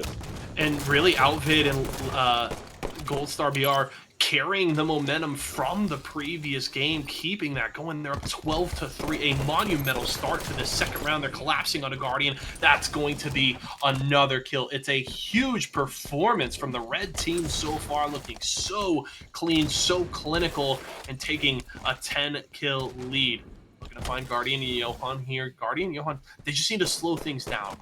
You can't close this gap in an instant, but you've got to start winning these trades as best you can. And they're looking for Gold Star BR here, but he's going to take down Johan, and Guardian is not near enough to trade back the kill, so he's going to be in trouble. He will get the 1v1 versus Outvade, but can Gold Star BR get in here? No, he can't. Guardian's going to be able to recharge those shields and look for this trade. He's going to get another kill. That's a huge pickup by the blue side. Yeah, he wins 2 straight 1v1s against both members, and also angles himself to where he's not getting 1v or 2v1 at any point in time during those battles. And that was a great job by Guardian to kind of try and muster up some strength to get this score a little bit closer. Johan picks up a kill, and it's 6-15. Very little room for error playing to 25 from here. If you're down 10 already, Guardian misses the jump and gets taken out by Gold Star. And that's something that happens on a map like Regret so often, is that Regret is a very small map, and with the ability to sprint and thrust and slide across the map so quickly, that one kill ends up turning into 10, and before you know it, the lead is just insurmountable. It feels like, and unfortunately for our blue team, it was like they made one or two mistakes, and because of that, the red team was really able to run away with it, and they pick up a third straight overshield. And as what looked like an opportunity for them to maybe crawl back in this game, blue team immediately gets shut down and are now playing against another overshield player. Alvade and Gold Star BR have done a phenomenal job in both series so far, controlling power-ups and power weapons. And because of that, they find themselves up 19-7. They had no interest in going to a game 3 against Guardian and Johan. They want to find themselves in the losers finals and really run away with this game. And this is going to be huge for their confidence in pursuing this losers bracket run to the finals. You could almost see it in Guardian's movement when he went down for the overshield, saw it get picked up, and then saw the 2v1 that he was in, and you just really just saw him stop moving as he kind of recognized, like, dang, like, I don't have a shot right now. And really in the whole game, it seems like they're just out of it. It's a 21-8 lead right now as Outfade and Gold Star BR have just turned it on in this second game. Now up by 13, make it 14 kills, 2 kills away from a spot in the losers finals to face off against Legend. They have looked phenomenal in this game, both with 12 kills. Who's going to grab the 13th here? We're going to find out. Gold Star BR going for the trade. Guardian is going to stop. Oh, it's the bait. He goes to the beatdown, and he grabs the kill. Gold Star BR goes down.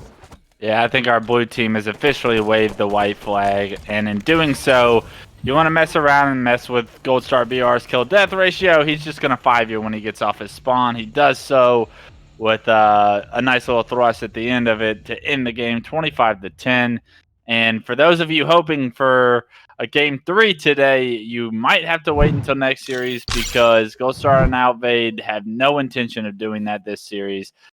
Both putting up 13 and 12, a well-balanced score line, as well as 6 assists on both sides. That just shows that they're cleaning up each other's kills. They're using great teamwork, and they have a lot of individual skill as well. Guardian Flies and Johan, you had a strong performance in game 1. You kind of threw it away. And then game 2, you were really punished off the break for not getting any overshields. And Ghost Rider and Outfade, like, continue to impress, right? I think it was the other way around. I think Outfade had 13 kills and Gold Star had 12 in the last game 2. This game 2, they decided to switch it up and let Gold Star get the last kill. But they're evenly distributing their output amongst each other, and I think that speaks volumes to them as players individually, right? I think that, like, we know who Gold Star B is. We've seen him in the finals of a lot of free-for-alls, but like I said, Outfade still continuing to grow his name and performing just as well. Speaks volumes to how good these two can be.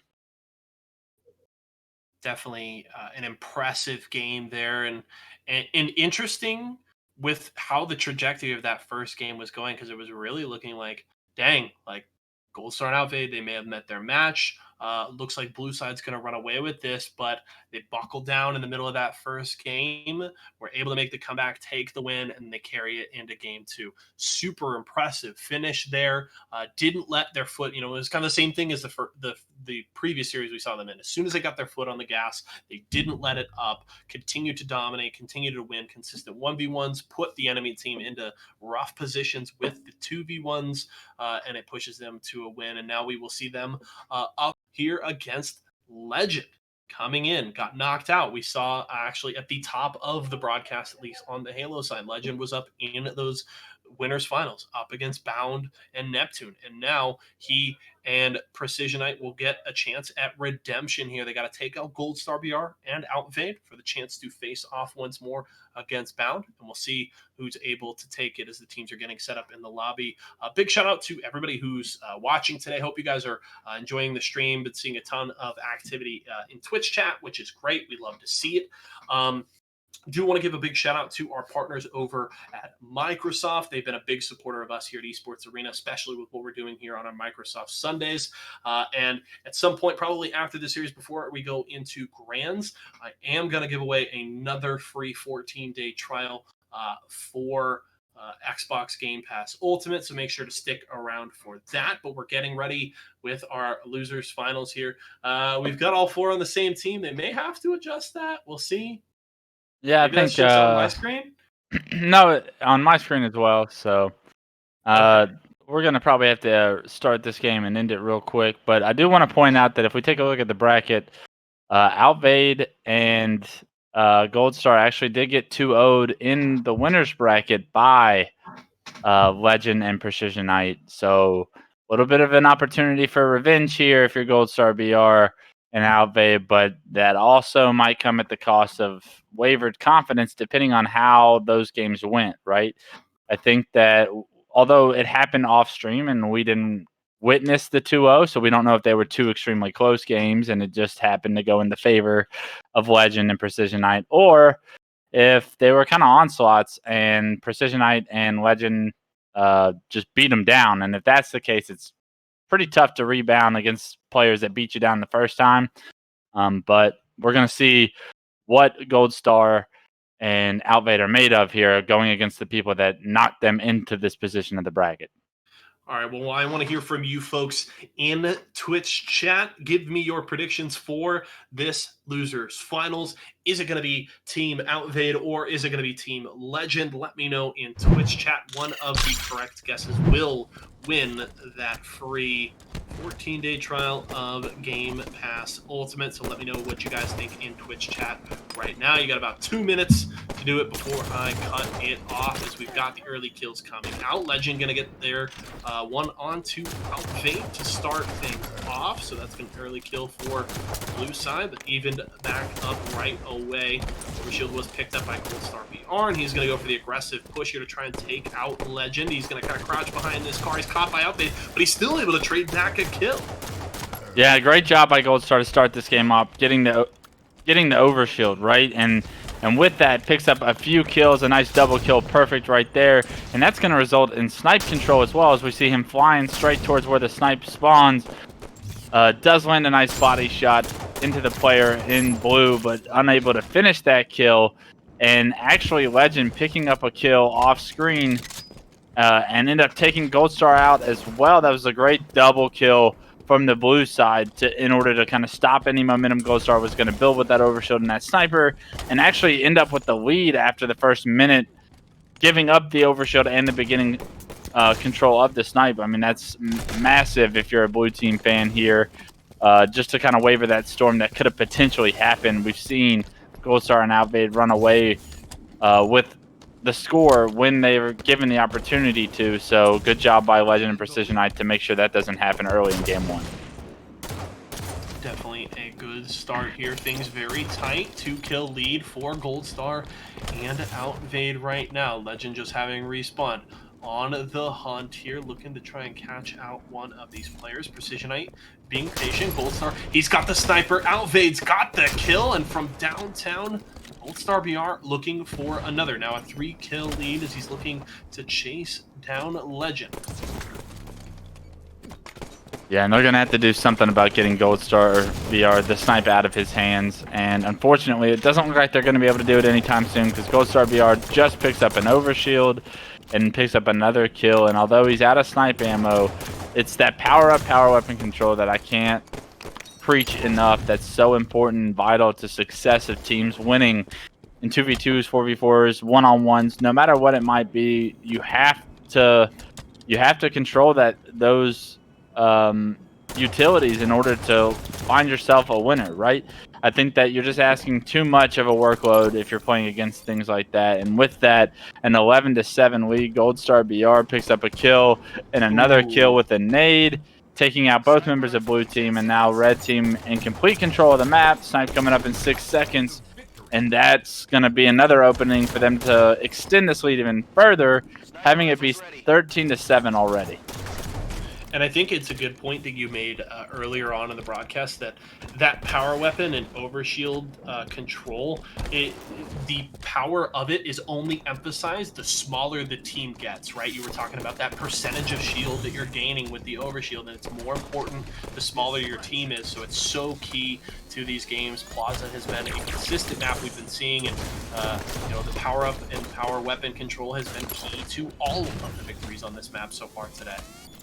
Yeah, and I think it's important to remember that this is the same Legend and Precision Knight that knocked Gold Star and Outvade into the losers bracket originally, and the score being 16-8 does not mean that this game or this series is over by any means.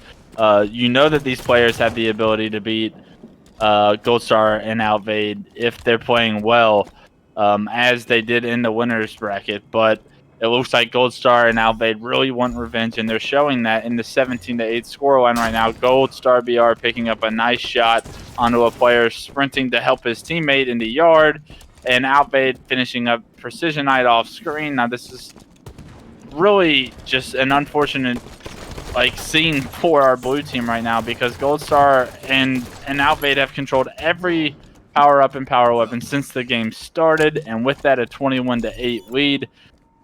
I think if you're a blue team fan or player, you're just looking forward to game 2, because this game is all for naught right now, with Outvade picking up another kill off screen, 3 to go, and 22-8 is a very dominant performance, and that's what you want to see if you're trying to get revenge on the players that knocked you into losers bracket.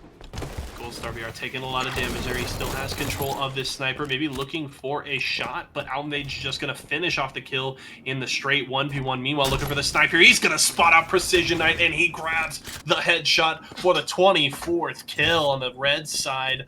Now hunting for this final kill. Legend running as fast as he can, but Gold Star's on the chase. Precision Knight going to avoid the first shot from the snipe. Legend's going to go down to Outvade, and a dominant victory in game 1 from the red side.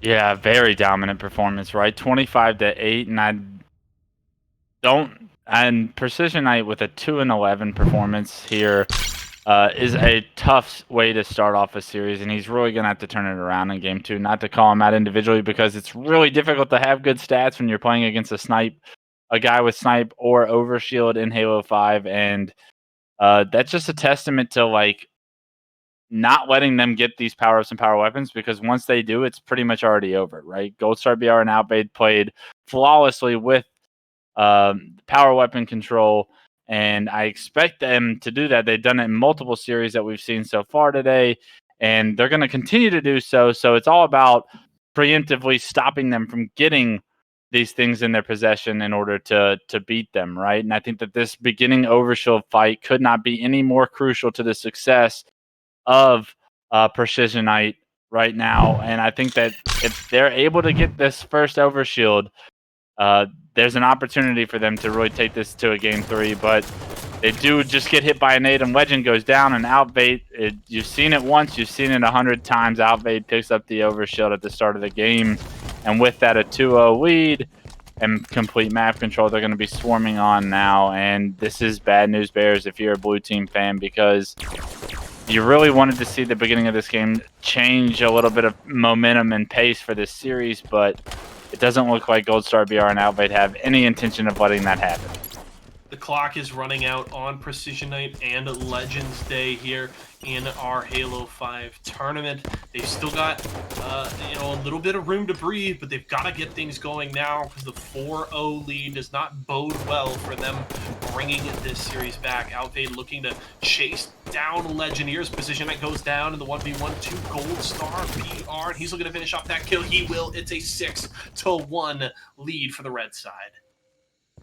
Yeah, and I'm not quite sure what it's going to take for Legend and Precision Knight to come back in this game, because there's not a sniper on this map, right? There's no power weapons. You're going to have to focus on overshield control, and you're going to have to figure out better teamwork. So maybe not having a snipe on the map is good for them because they all last game they were just getting headshotted by Gold Star BR and they were just getting sniped, right? So that being out of the equation for them is probably a good thing to where they can rely on their pistol battles more, but they're going to have to do better at controlling the overshield, and they're going to have to do better at controlling map control because right now you just see them getting swarmed by both players on our red team. And with that, like Precision Knight is completely out of that play, right? The Legend gets caught pink 1, and a great job by Precision Knight to not engage in a battle right there until Legend's able to spawn and then find a player off guard. Now, this is their opportunity to kind of slow the game down and regain pace for themselves. But as I say that, Ghost Star BR is able to pick up a kill in a 1v2 situation. Alvade ends up cleaning up the next. And what was an 8-4 game that looked like had the potential to go in the favor of blue with the next overshield coming up. Now, both kills happen at the exact time overshield's coming up. Red team picks up the overshield, kills the guy with combo, and now there's no answer that they have in the books right now as you see a player bottom blue getting swarmed by both an overshield and a player with combo. Does kind of get away with his life for long enough, but eventually he's got to go down, right? Eventually they do take him down. It's just a rough go here for Legend and Precision Knight. This game has really just gotten away from them significantly. Outfade going to win another 1v1 versus Legend here, and we're going to see Precision Knight. He wants to buy time and wait for his teammate to respawn, but he's spotted before he can do so, and Gold Star BR is looking for the kill. He does get hit markers there with the grenade and able to melee Outfade as he comes up behind him, but it's not enough. That's another kill secured. Legend is still able to take out Gold Star BR there, but it's still a 9-kill cap here. As Outfade up on the high ground, gonna get taken out by Precision. A good kill there, but he goes down right after to Gold Star BR. Yeah, and I'm not quite sure what's going through the heads of the blue team, obviously, but you've got to feel that the momentum of the red team's just pace of play is just so overwhelming right now. I have been a part of games where I've just experienced like a team that just gets momentum, and playing against that is so difficult to be on your back heels at all times. And 2 players end up leaving the game. Not sure what's going on, if it's technical difficulties, if they just forfeit, if they just threw in the white towel a little early, but the game ends 17-8. Legend and Precision Knight have no intention of playing the rest of that game out.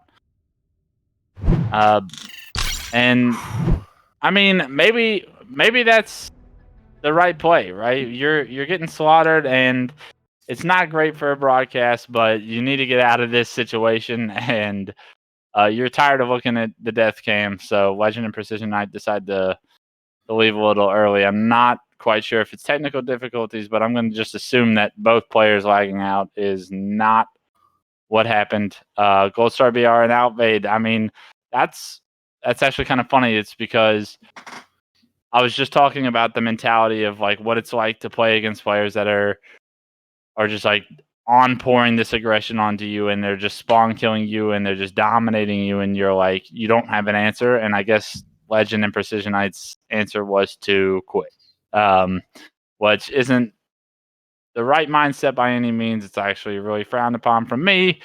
So I'm gonna be as polite as possible if that's the case. Tell him, Clutch. you let him know.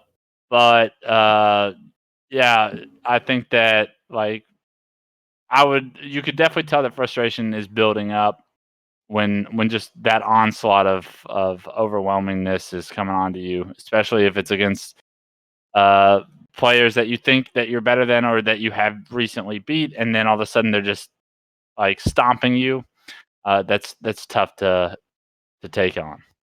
Yeah, definitely difficult, and I think it's important that you do mention that, Legend, they were able to get that win in the winner's bracket and sent Outfade and Gold Star down, but it seems like Outfade and Gold Star have really taken advantage of having to do this loser's bracket run.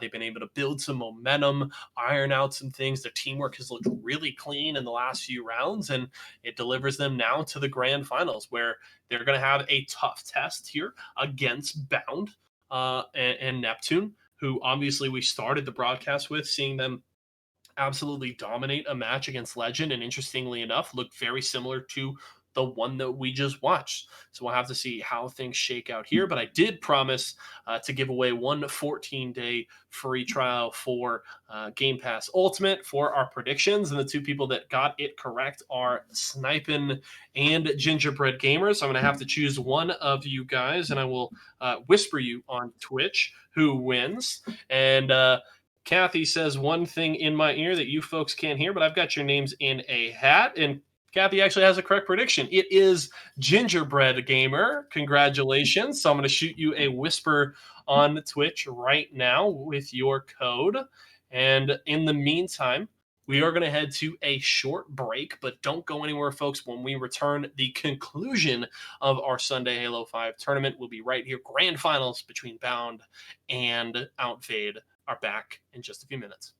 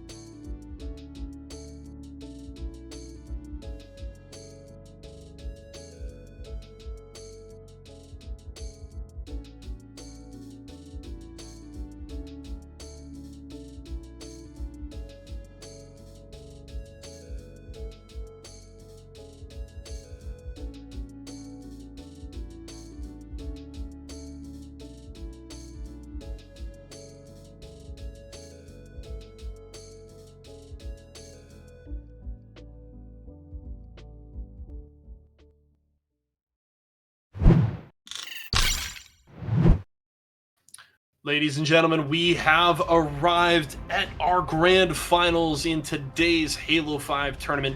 Yeso and Clutch here as we kick off the action. We'll drop all the fluff to the side and get ready to go here as Outfitted and Gold Star BR face off against Bound and Neptune.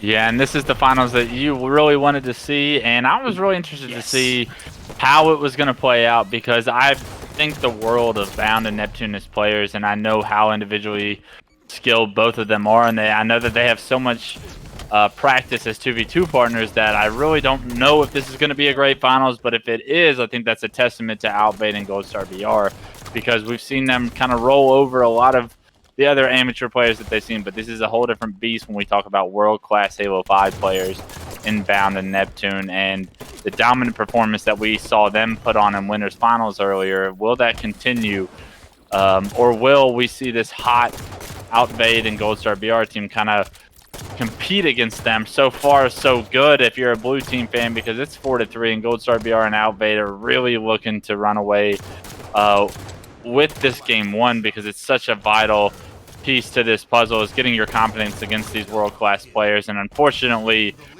trying to get that confidence going. Outbait and Gold Star BR both go down. Bound picks up a double kill, and right where he left off in the winners finals, it looks like it's going to be just an onslaught of aggression from this red team.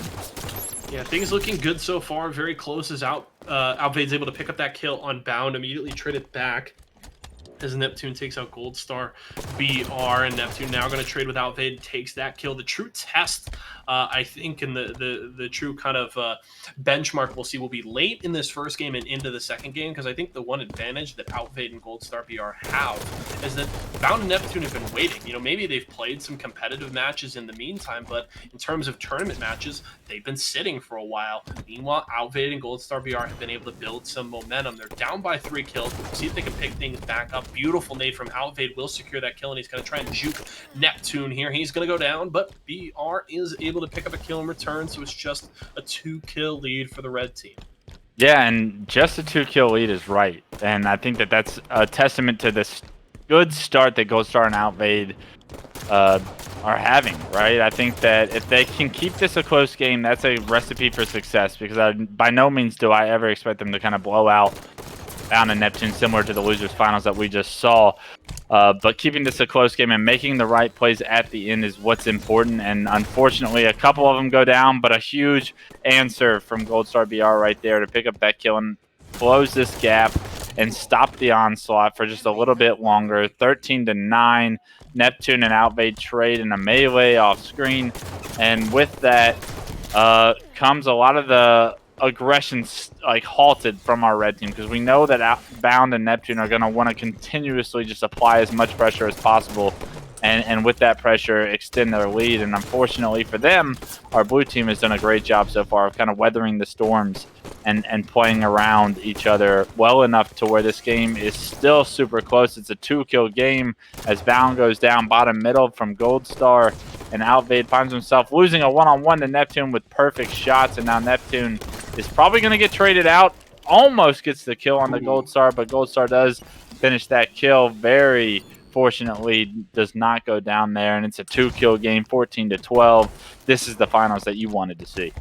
Yeah, very, very close game right now. Good on Outvid and Gold Star BR, slowing the game down a little bit. We've seen Outvid playing even more patiently. He was holding kind of high mid there for a little while, waiting to get into a good position. He's going to go down here as Neptune takes him out, but he does trade back 1 kill onto Bound, so the gap remains at 3.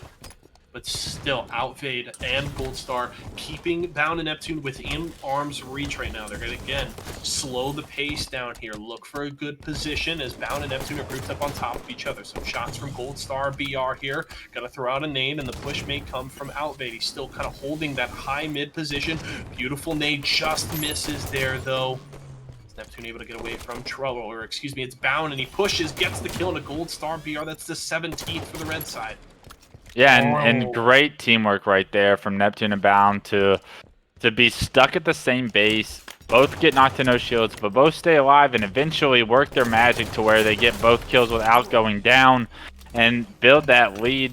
5 kills, and fortunately Gold Star BR does get a kill on a Neptune as they try to traverse the map a little bit too quickly. Bound also goes down. So great answers from our blue team, but we're seeing a lot of teamwork out of both teams, and I love seeing that because it really makes for a special finals.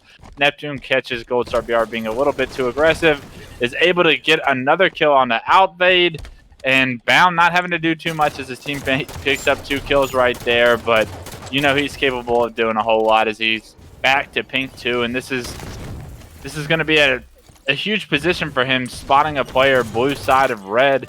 Does get into no shields, but the player is able to stay alive and actually take him out himself. And that was a great job by blue team to not have any map control and to be able to get the first kill in that fight. And I'm seeing a lot out of Outlaid and Gold Star BR right now that shows for a promising series, but they've got to kind of string a couple kills together without trading, and it doesn't look like they've been able to do that too successfully as they trade another kill under red right there. And unfortunately, red team only needs 2 more kills. Yeah, really, Bound and Neptune have done such a good job at every time, even if they take an aggressive fight and it looks like they may lose, they're still kind of taking that 2-for-2 trade, and now just 1 kill away from the win. Meanwhile, Outfade and Gold Star BR are in big trouble. That's going to be the final kill there as Bound secures it, taking down Gold Star BR, and the 25-19 win will give them the lead in this best of 3. Really down the stretch, the difference felt like there were quite a few opportunities for Outfade and Gold Star to get that kind of 2-for-1 trade you're looking for, right? You know, even if you lose 1, if you can get 2 kills out of that, and then that player left alive can play patient for the respawns, that's how you kind of close that gap. But it felt like every time Bound and Neptune were just able to do enough to at least get the 2-for-2, if not flip the trade on its head.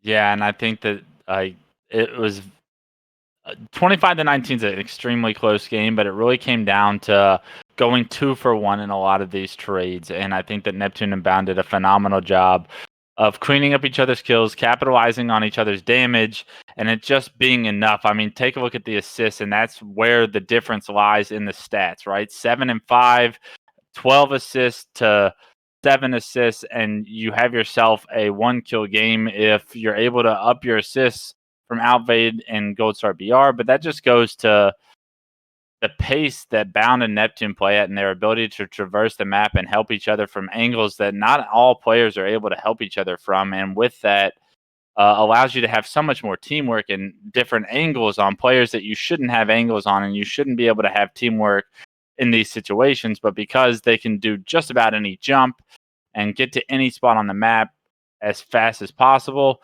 they really opened the door up for so much more teamwork, and with that comes those assists and the difference in a 25-19 victory in game 1.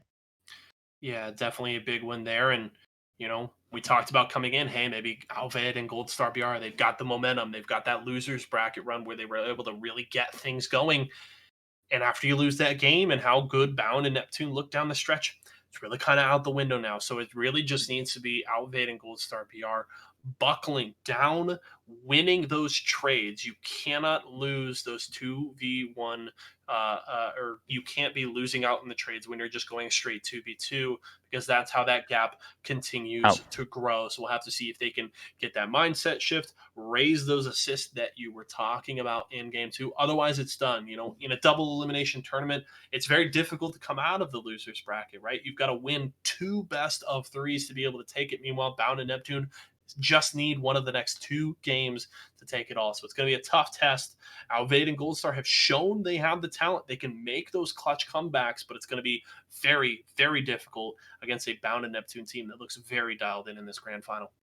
Yeah, and I just think that, like, we know that Bound and Neptune are world-class players, so it's by no means like surprising that they're going to win this thing, but it's just to what degree in my head are they going to win this. And I think that game 1 was fairly close, right? I think that that's a testament to Gold Star and their potential as individual players, but there's just a little bit more of a ceiling that they need to reach in order to kind of beat this team in a 2v2. And they try as they might go for that overshield, and Neptune gets a perfect 5 onto the player picking up the overshield. And as I say that, Bound rips the face out of the other player.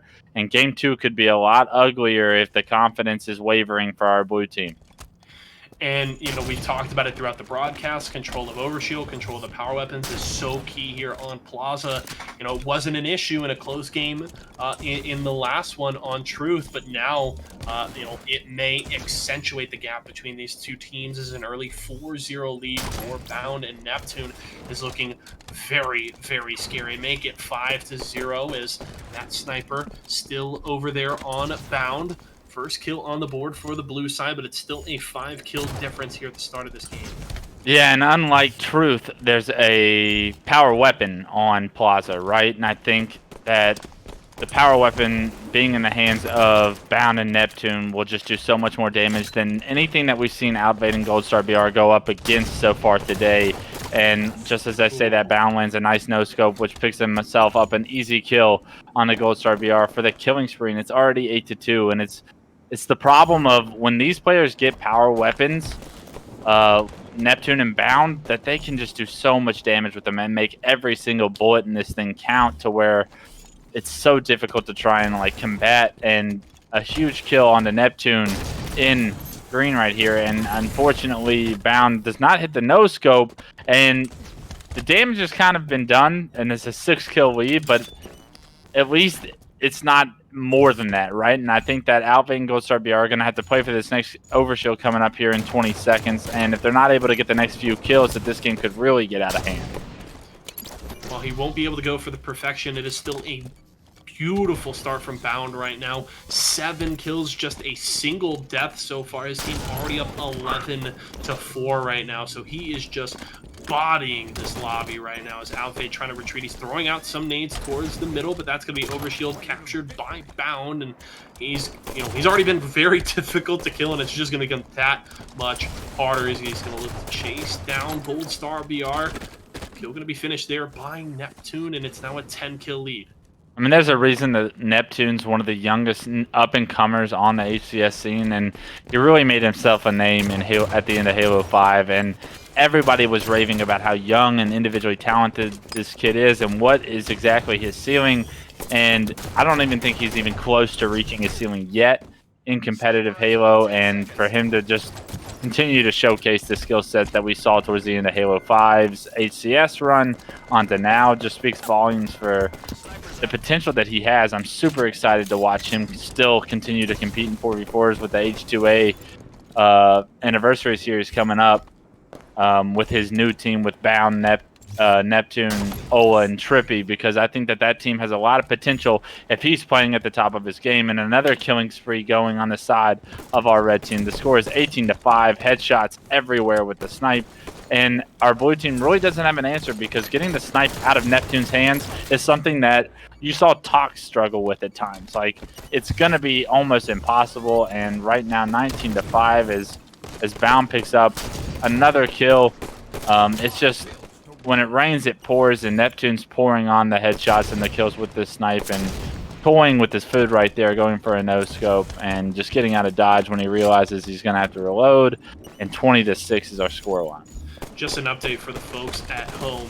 12 kills, 3 deaths, 3 assists for Bound right now. Just popping off in the second game of this grand final. Neptune no slouch with 9 kills and 5 assists. Only 3 deaths, as that's another kill as Goldstar BR goes down. 22 kills here for the side of Bound and Neptune, as they're really just trying to speed run game 2 here.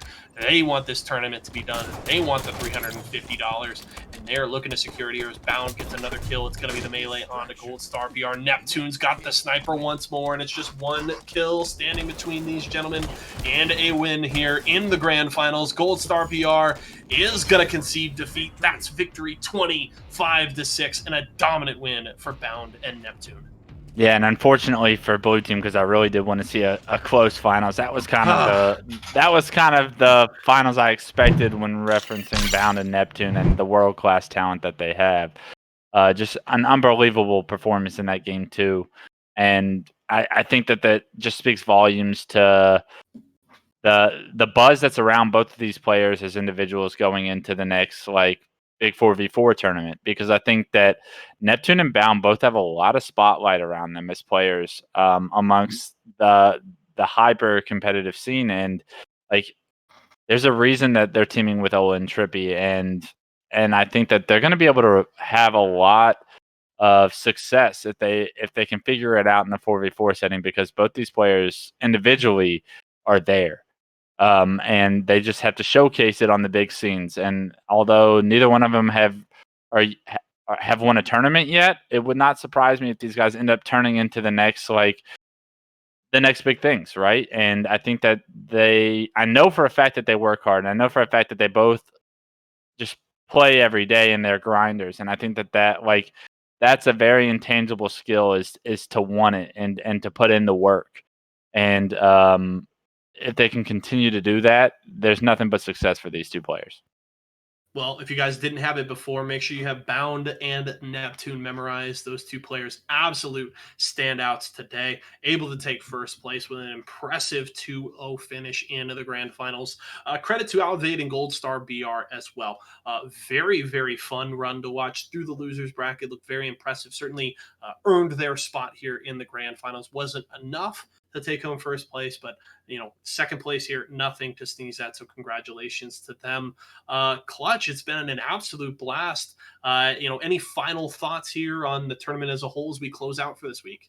Yeah, it was refreshing to see some Halo 5. And it's my first time commentating Halo 5 here for the first time in a while. So refreshing to see some new names and to continue to see Gold Star BR on his way up. And Outvade's another name that will now stick out to me as someone that has a lot of potential as an individual amateur coming up for the next few scenes. I hope that they plan on competing in the 4v4s that are thrown in the Halo 2 anniversary tournaments that are coming up. And I'm looking out for their names. But I'm also looking forward to seeing just other amateur players that we spotlighted today and how they're going to be able to compete, because 4v4 is a little bit different, but there are glimpses of like potential players that you see in these tournaments that you will see later on having success on the main stage during the bright lights. And I think that Neptune and Bound are example A and example B of that. Well, there you have it, folks. Quite a fun day here. Definitely a pleasure to cast it all. Hope you guys enjoyed watching all the games. As I close out here, couple of notes for you guys. Big shout out again to Microsoft for their support. Love doing all of these fun tournaments for Gears and Halo. So please, show them support as you guys have done for us. Check us out on all of our socials on Twitter and Instagram at Esports Arena and Facebook.com/esportsarenausa. And if you guys are curious, one thing that's been, I haven't talked about it yet today, but it actually gets mentioned a ton on our social medias and stuff. We talk about it on broadcasts a lot, is Series E, our big nationwide circuit with Fortnite and Super Smash Bros. Ultimate. If you guys are curious about that, make sure to check out all the information you need at esportsarena.com, our newly revamped website. It can answer all the questions that you have about what it is, when it is, what all we're doing with it. We're super excited about the partnerships we have there and everything that we're planning with Series E. So make sure to keep an eye out for that and check everything out again at esportsarena.com. That's going to do it for us here, folks. Thank you so much for joining us. From myself, Clutch, the entire live broadcast crew, and everybody at Esports Arena, I want to thank you so much for joining us, and we'll see you again next time. The past 4 years at Esports Arena, we really didn't know what our identity was. We tried our pro tournaments, we tried running content pieces, we tried doing music events, we had our memberships. We realized that the community just always kept coming back for our local tournaments, for every Wednesday night, every Friday night, every Thursday night. So then it hit us. Series E is going to revolutionize the esports industry. You as a competitor now have consistency to come and compete. You get to keep coming back and let it count for something. That opportunity to get paid by Esports Arena, to get paid by a major brand that's helping support this league, this foundation, because so many times the dollars stop at the pro level. They stop there. They never trickle down to the guys like us, the guys that had the dreams, that wanted to make it, to become a pro, but never had that opportunity because they lived in somewhere in Alaska or somewhere in Idaho. No offense, Idaho, I like you guys, you're still cool, potatoes. But when you don't have that opportunity, like a guy who's from LA or a girl who's from LA or New York or these major cities that have esports tournaments that go all the time, Where can you start? Where do you go? Where do you become a pro? How can you do that? How do you get paid? How do you get noticed? How do you get recognized? It doesn't exist. There's not a clear path there. It's a randomized system. You got to be good. Don't get me wrong. You've got to be good and you got to compete. You got to play. But it's hard when you got a full-time job and you got a full-time student. You got bills to pay. You can't commit yourself 100% to esports.